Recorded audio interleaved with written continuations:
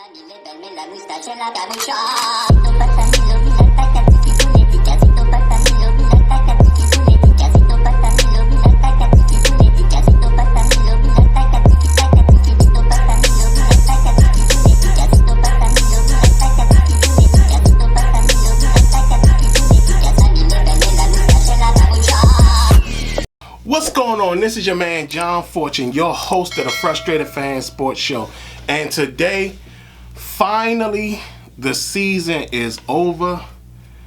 And it's now time to look to the true rebuild. You know, so many years we've sat up there and kind of always tried to force start our rebuild from the middle. This is an opportunity to start the rebuild at the very beginning. And with that being said, you have to get rid of all of the Dan Snyder residue.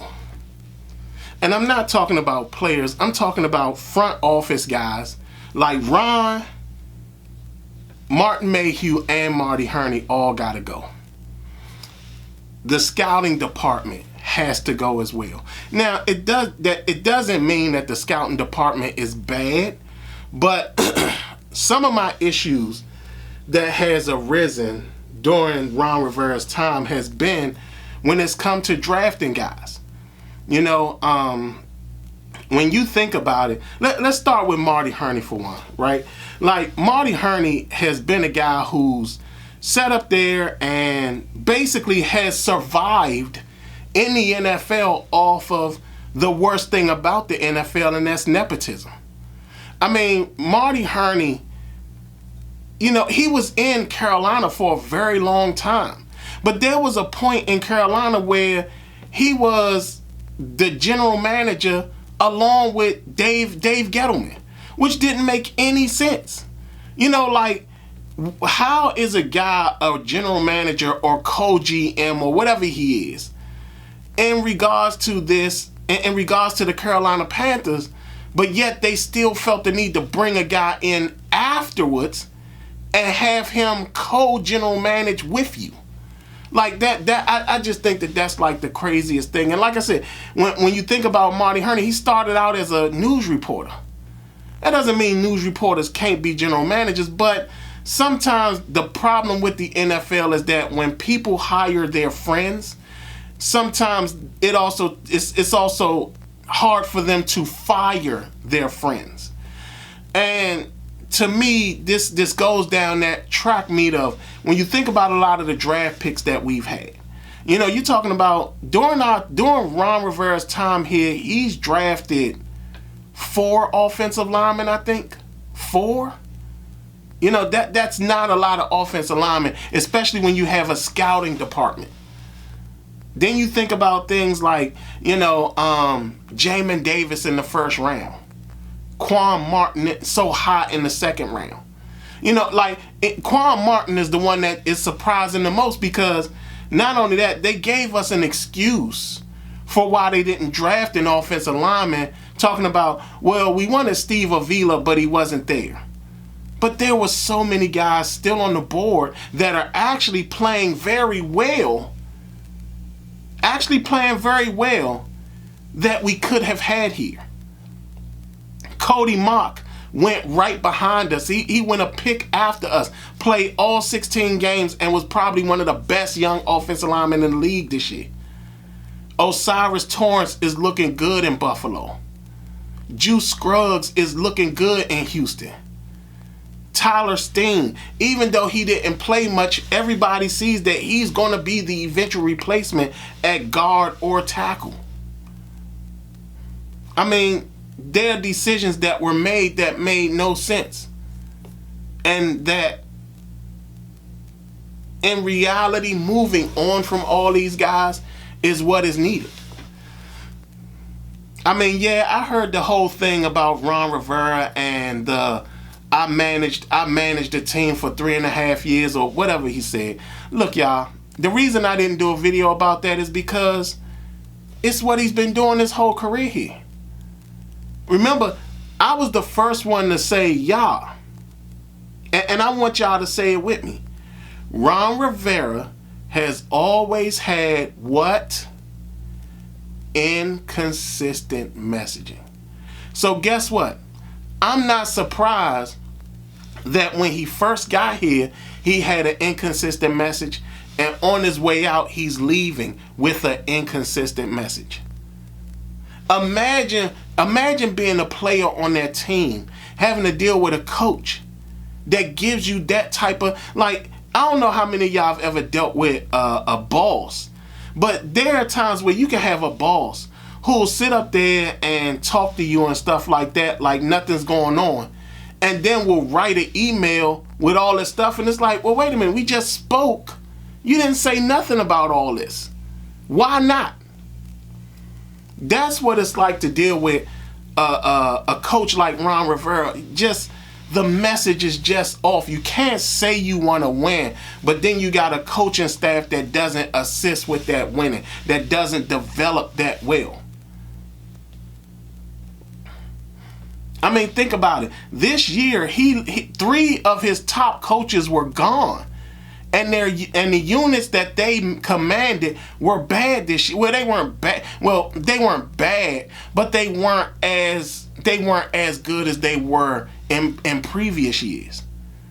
You know, Chris Harris. I mean, Chris Harris's departure is the most noticeable. You got John Matskow, the offensive line coach. That was noticeable this year. And then even with Drew Terrell, the wide receivers coach, you kind of saw that this year. So again, the rebuild needs to happen. It needs to happen. And understand this, people. Look, there's a chance that we can draft a young quarterback. And we need to take that opportunity to do that. I mean, because again, Sam Howell today, 2 interceptions? Sacked 4 times, something like that. I mean, look, he's a good quarterback, but he's not our franchise guy. And we have to look at moving on. We have to look at the possibility of finding a guy who can beat him out. We have an opportunity to really revamp this entire team. We got to bring in a general manager that and I want to say this because it needs to be said. We need to bring in a general manager that can evaluate talent, that can evaluate coaching, and then that general manager has to bring in a coach who's very open-minded into possibly not hiring people who he's used to, or who he's buddies with, or who his friends are. We need guys to come. We need a coach that can come in here and say, you know what? I didn't coach with this guy, but his system, his defensive system is great, or his offensive system is great. We need a guy like that that's open-minded like that. But we have pieces that are here that could help us out in the future. I mean, Terry McLaurin has got Terry McLaurin is, to me, a staple piece. To me, Terry McLaurin is a staple piece to this new Washington franchise as much as Darryl Green was. He's a guy that goes out there, does his job, represents the franchise perfectly, has been a captain for a while, and never lets us down. Man of the Year, the man was nominated for Man of the Year this year. And I mean, he had so much. He was having the worst year of his career, and was still found a way to break 1,000 yards. So again, there's an opportunity there. Brian Robinson, even though he fumbled in this game, he's still one of the best young running backs in the league. Jahan Dotson, he's going to be one of those guys that's going to be great for us. So people need to understand that at the end of the day, these are things that's going to happen. These are things that's going to be good, that's going to be great. And we have to understand that. With that being said, the rebuild has to happen. Now, I get, everybody isn't as patient with a rebuild, but if they show us that they're actually going to rebuild and they're not trying to start anew and they're not trying to start from the middle by bringing in a veteran quarterback and thinking that we're already taking the next step, and it's like, no, we need to build at this point. We got to do that. Even in the sense of trading Jonathan Allen. I mean, that comment of, I'm over this, I've been going through this for 7 years. Understand, he added 3 years to this. Maybe he's not the right attitude we need in a rebuild. He said he doesn't want to go through a rebuild. He said that. But right now, that's where we at. That's where we are. The rebuild. We got the number 2 overall pick. We got 5 picks in the first 100 picks. We got $80 million available. It might end up being more. It could be up to 90-something million.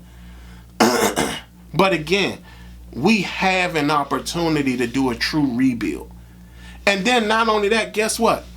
As we're rebuilding and we end up having some success, when it's time to do the name change is going to be signified with the winning. So again, like I said, I'm glad the season is over.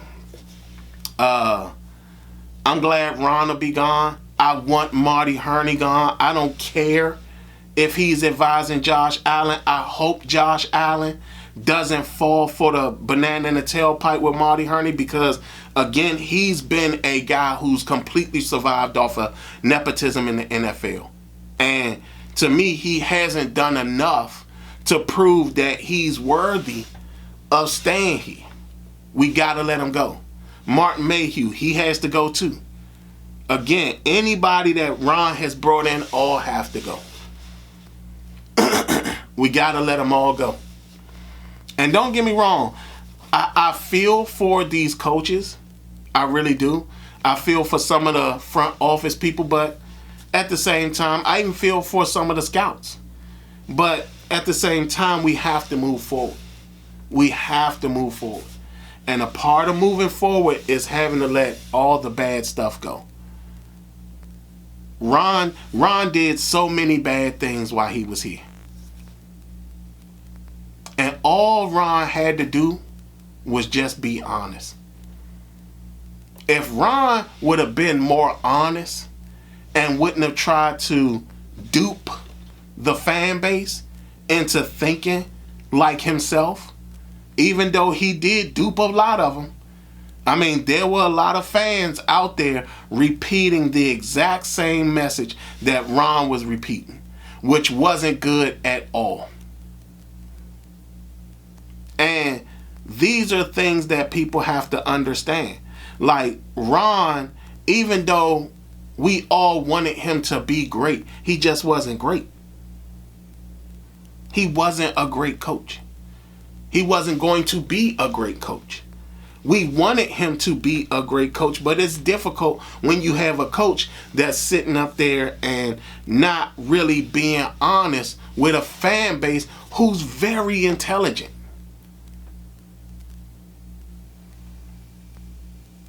So again, like I said, I'm glad that this chapter is going to be turned. This page is going to be turned. This chapter is over. Because we have to get to a point at where this team is winning again. And the only way that happens is if we go ahead and purge a lot of the stuff that isn't working here. Like I said, we have pieces here that can still help us in the future. I mean, again, Terry McLaurin is one. Daron Payne is another one. Jonathan Allen, if he's okay with the rebuild, he can be here too. Brian Robinson. There are guys that's here. Derek Forrest. There are guys that are here that can be something very special. For all we know, the next coach may be able to help Emmanuel Forbes and get his confidence back and turn him into a very good player. Because again, there's no doubt about it, Chris Harris not being here surely slowed the development of Emmanuel Forbes. Like I said, y'all, tell me how did y'all feel? How did y'all feel about this entire season? You know, I mean, when you really analyze the whole season, how many of y'all felt that you were suckered into believing that Sam Howell was the guy? How many of y'all felt that Sam Howell was the guy, but at the same time you felt that you didn't see enough of Sam Howell? How many of y'all are glad that this chapter is set to be over and on to the new chapter? How many of y'all feel that no, in fact, how many of y'all feel that the rebuild is necessary? How many of y'all want a rebuild? How many of y'all say, no, we don't need to rebuild? How many of y'all feel that way? Because I really want to know I want to know and gauge the fan base. I want y'all to really tell me how y'all feel. And understand this, even though the season is over, I'm still going to be coming to you guys. The UFL starts in March. I hope the NFL adopts the old XFL's 4th and 15. I think that the NFL needs to adopt that rule. I'll be back. I'll be doing Wizards games, so I'll be covering the Wizards at this point. I'll be covering the Caps at this point. I'll be dealing with some of the stuff, like I'll be coming back when there's certain things sports related, big sports topics that are happening, and give my opinion on them and stuff like that. So you guys are still going to get me during the year, but right now the season is over. I will be doing my draft information that I normally do for you guys. Of course, you know, the not mock draft, the only not mock draft that's done, the original not mock draft. And I'll keep coming to y'all, and I want to say this too. I want to thank all of you who have been subscribing and following me this whole season. I really and greatly appreciate you all. You guys have gotten me my subscriber base up. I'm 9 subscribers away from 500. I can't thank you guys enough. All my day ones, I appreciate y'all. I will be coming back with a show where I actually run a list of all the subscribers and everything, and just to show you guys my appreciation for you guys really subscribing to me, watching me, commenting. The comments are great because, again, like I said, it's all about conversation and trying to get the understanding of what we're all saying. So again, I greatly appreciate you all. Season is over.